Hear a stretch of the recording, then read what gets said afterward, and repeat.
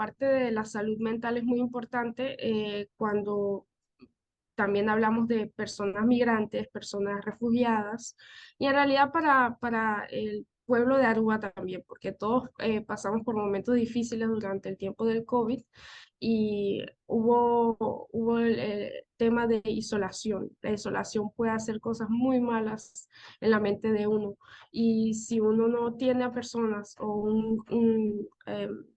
un tipo de apoyo para seguir adelante, para ver las cosas de una manera diferente, entonces se le hace más difícil. Y por eso GIA Aruba está aquí para poder brindar este tipo de talleres para la comunidad y así poder promover la salud mental. Porque no se trata solamente de venir y pasarla bien o hacer una fiesta o algo así, se trata de la salud mental y también cómo nosotros podemos mejorarnos a nosotros mismos por dentro para que nos podamos sentir mejor. No, es totalmente gratuito. Todos nuestros servicios aquí en GIA, cuando se trata de actividades, son totalmente gratuitas.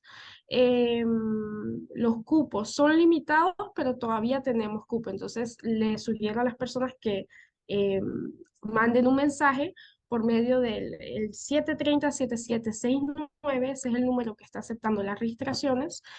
Manda tu nombre, tu edad, tu nacionalidad, para así poder inscribirte lo antes posible para que tengas un cupo y puedas venir a disfrutar de este evento eh, para ti mismo y para tu familia o la persona con la que quieras venir. Si quieres venir solo, también puedes. Ese es el primero que comenzaron por este año, ¿no? ¿Podemos esperar más de guías?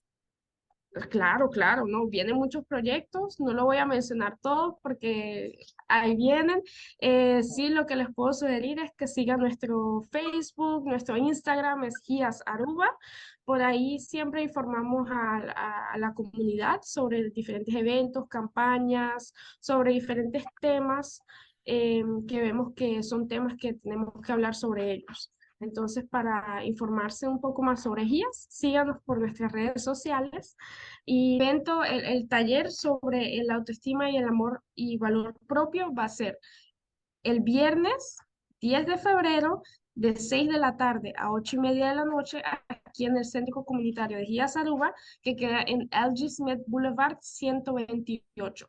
Para los que no conocen nuestro centro comunitario, queda en medio del Wendy's y el Cinnabon de LG Smith Boulevard, al lado de la rotonda.